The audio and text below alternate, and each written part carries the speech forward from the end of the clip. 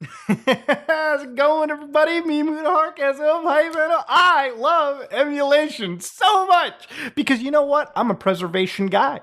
I play a lot of older games. Recently I've been playing some Need for Speed Underground 2. Okay, great Need for Speed game. Thankfully, because of freeware, abandonware websites, when EA isn't selling me the game, I tend to find it on the internet and play it. And I like video games like it. I play a lot of other older games like Chrono Trigger, Final Fantasy VII on the PlayStation 1.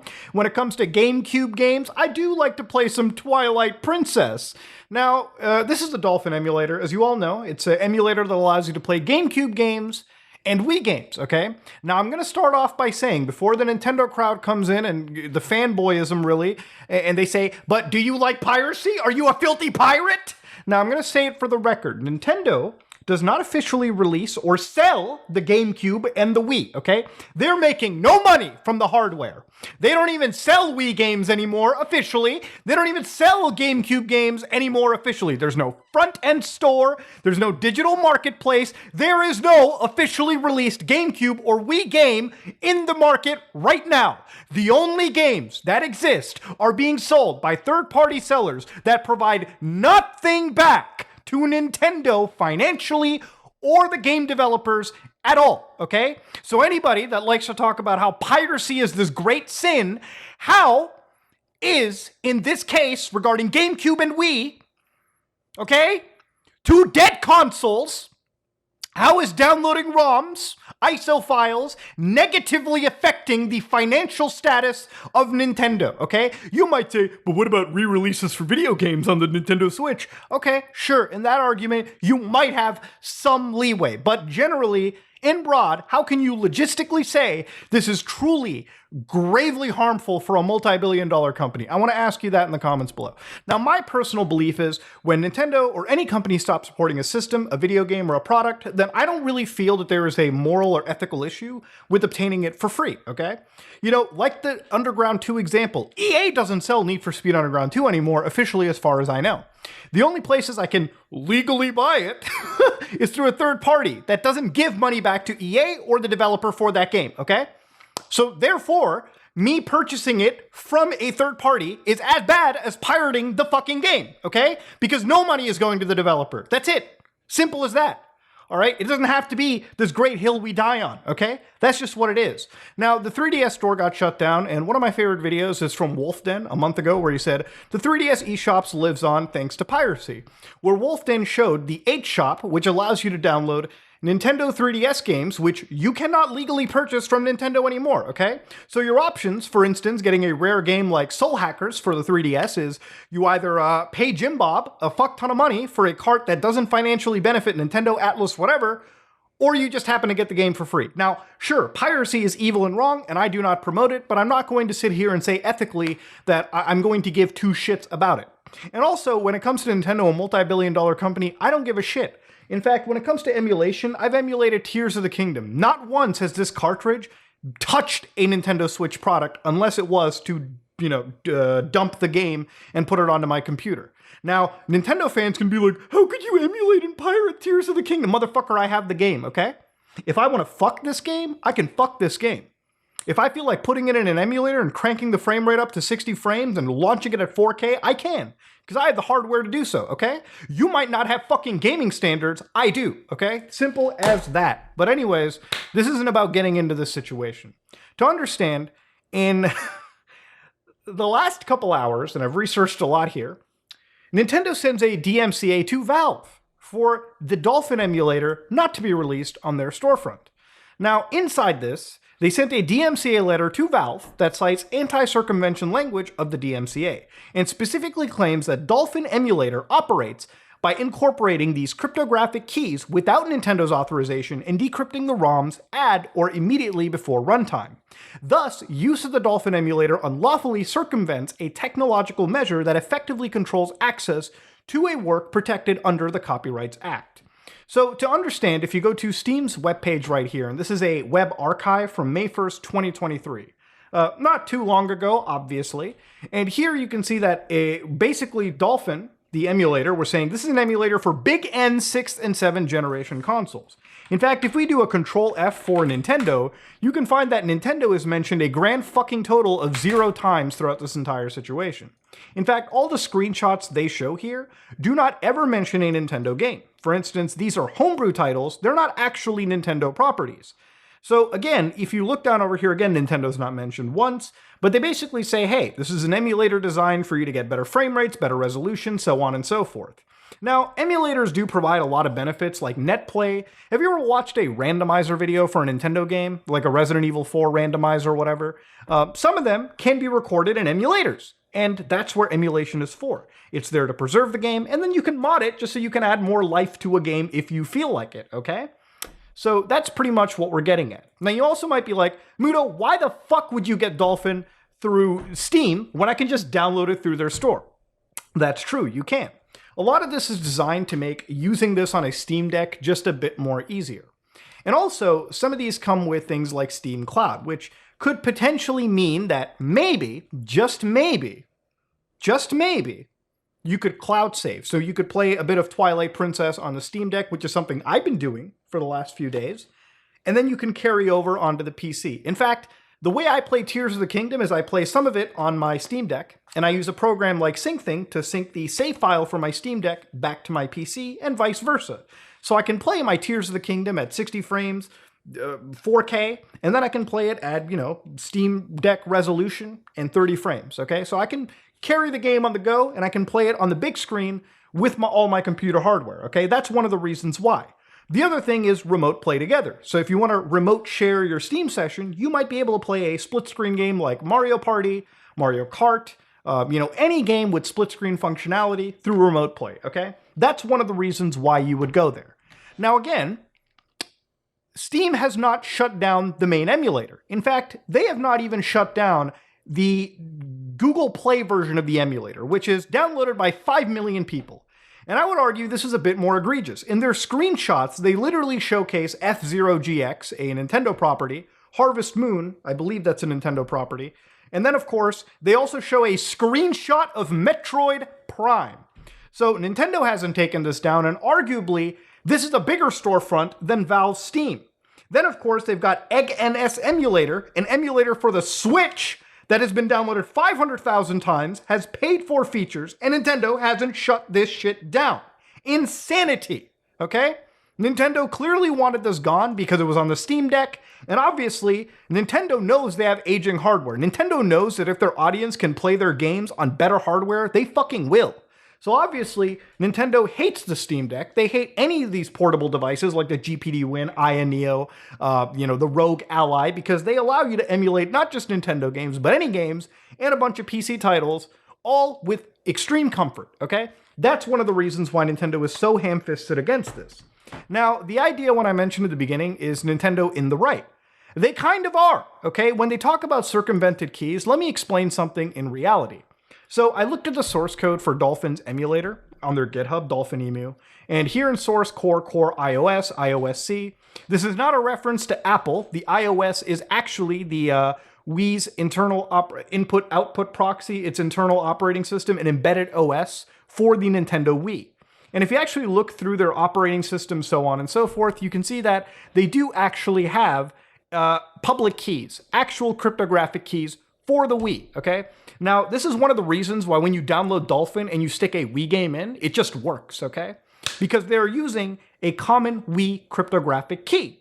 And of course, this key has existed for years. I've looked through revisions of this code all the way as back as 2017, and I found that it does consist of this key. So you might be like, how can they get away with this? And genuinely, I'm wondering that too. If they had a problem with this key being released on Steam, I have to assume both the Steam version and this is pretty much the same code base, except obviously they're just releasing this code on the Steam, right? On Steam storefront. I don't believe that the Dolphin team is coding up or releasing copyright violating code specifically on the Steam version, okay? If this code exists on the basic code, then couldn't they also just take down the website? Couldn't they take down any instance of this? I assume they probably could.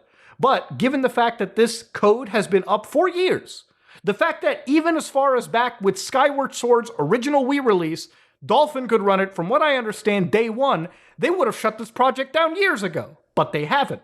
So the way that the Wii was hacked was, just imagine that it's 2008, like the Wii's been out pretty much for just over a year, and at a convention known as 25C3, a couple hackers found out that the only way that you could hack the Wii and get these keys was through a pair of tweezers. I'm not even kidding with you, literally that was the tool used to actually hack the Wii and dump a lot of its most prized goodies. Now, if you look at the Wii board, what they were effectively doing was they were actually using a pair of tweezers to get access to portions of memory that they shouldn't. So to understand how the hack worked was, the original Wii had the ability to play GameCube games. So from what I understand, the Wii would sandbox a portion of its resources to a GameCube mode. So you could put in a GameCube disc, play it like it normally would. Now, from what I understand, the Wii had 64 megabytes of memory, and the GameCube was using 16 megabytes of memory, right? So that would leave 48 megabytes of memory pretty much reserved for the Wii. Now, when the Wii went into GameCube mode, it didn't dump the 48 megabytes of memory. So what a hacker effectively did was they used the tweezers to physically bridge portions of the memory on the board and change addresses and start tricking the system into reading Wii parts of the RAM, where like the 48 megabytes of Wii code was. And from what they found in that situation was that this code effectively contained the full operating system, encryption keys, which is what we looked at. Now, I blurred out the encryption keys because I don't want to get sued. I don't want to get hit by Nintendo, because what I showed you right there was an illegal number. Yes, this is a real term. These cryptographic keys are actually considered illegal numbers, numbers that may represent some type of classified information or a trade secret. So, for instance, way back in the day with Sony's PlayStation 3 hack, they would literally threaten to sue anybody for posting jailbreak code of the common PS3 keys, the PS3 encryption keys. In fact, a case about this also came all the way back into the early 2000s when it came to DVD technology. Back in the day, there was actually a problem with running DVDs on anything other than Windows systems. Back in the day, a hacker known as Johansson actually found a way to run DVDs underneath Linux. So what they did was they found a program known as Zing DVD for Windows, was actually programmed so sloppily that it contained the keys for what is known as CSS, the content scramble system, as far as I understand. So by finding these keys on this piece of software, these guys were able to use it to actually bypass the encryption. They were able to crack it, and they programmed something known as DCSS. So effectively, at this moment in time, everyone was happy, except the Motion Picture Association of America, where then lawsuits were issued, and effectively they were trying to basically remove this code off of the internet. And what this did was it caused a Streisand effect. People who weren't even interested decided to look into this code, spread other decryption software, so to speak. And eventually it became a huge free speech protest where even if you couldn't post this code because it consisted of illegal numbers, like, keys, people were just using stenography, like hiding it on t-shirts within colors and so on and so forth, just so they could share the code without, ever getting legally attacked by any of these vultures. And I think this is the closest precedent to this situation as well. Obviously, what Dolphin has appeared to do is distribute, cryptographic code from Nintendo's Wii hardware. Now again, do I really have sympathy for Nintendo on a dead piece of hardware where the keys are being shared around so willy-nilly? No, again, I don't care. Even if technically what Dolphin did was in the wrong, this is such an old system that I could not care. Nintendo is not doing anything to Wii. They're not even selling these games. They're literally just telling you, hey, listen, we know we're not providing you a legal option to play Twilight Princess anymore, but fuck you if you try emulating it, okay? What kind of a normal world is that? If you want to argue for copyright so bad, you should also be providing the copyrighted material so people can financially compensate you. If you're not providing the copyrighted material, you're literally just keeping art from the actual people that want to consume it. All because, for what? You get no financial gain. Nintendo is purely doing this out of an evil standpoint. And if you're defending it, I have to ask you why. What is the defense for? Why are you this hard in defending a multi-billion-dollar company that gives no shits about you? Now, there's a few legal precedents one can look into. One of the most important ones is Sega v. Accolade, which sets the precedent that, again, reverse engineering of proprietary hardware, in some cases, of course, protected underneath fair use. The other situations could be Sony v. Connectix, which is basically the ability to reverse engineer game BIOSes, again, could fall under fair use. Again, you've also got, actual cases such as Vault Corp v. Quate Software, which, again, sets the precedent that decompilation and disassembly of software for, again, the purposes of reverse engineering don't necessarily infringe upon, copyright laws, even if the purpose of that reverse engineering would, I guess in some case, to be circumventing of copy protection. There is plenty of precedent that the Dolphin team could use. But at the end of the day, the biggest problem here, and the biggest issue that exists for them, is this code. They did contain cryptographic keys that Nintendo had. They contained the illegal numbers. Now, from what I understand, RetroArch, which in their core for Wii emulation, this doesn't actually exist. These are completely stripped away. So, honestly, Dolphin shot themselves in the foot. The fact that Nintendo has filed an injunction, a DMCA, on their Steam page and not decided to go after the main project right now is kind of weird. I'm surprised that, given the fact that they've been so freely distributing these keys, how they're even up and alive. Okay, that's pretty much what I have to say in regards to the matter. Now, on a personal, ethical level, I don't care. This system is dead and buried with, okay? I don't give a shit. If it was up to me and if I controlled the world and all the laws, I wouldn't care if the Dolphin team was going at it like this. But I don't decide the law. That's not my job, okay? That is the job of the judicial system, and for them to enforce and for them to actually make a proper judgment. And honestly, if this goes to court and Nintendo wins on the fact that these people were freely distributing their, legal material, this could actually be a big blow to emulation, okay? Again, precedents are bad if they're decided in the presence of, this big billionaire company versus the average Joe designing emulators. That's the problem with the law. The way that it's decided, fuck. It could be bad either way. It could be bad if it goes towards Nintendo's side, which they've got the money to argue for this in court, and they might win. Now look, I'm just here to provide you the facts on the situation, okay? Whatever my feelings are on emulation, facts are facts.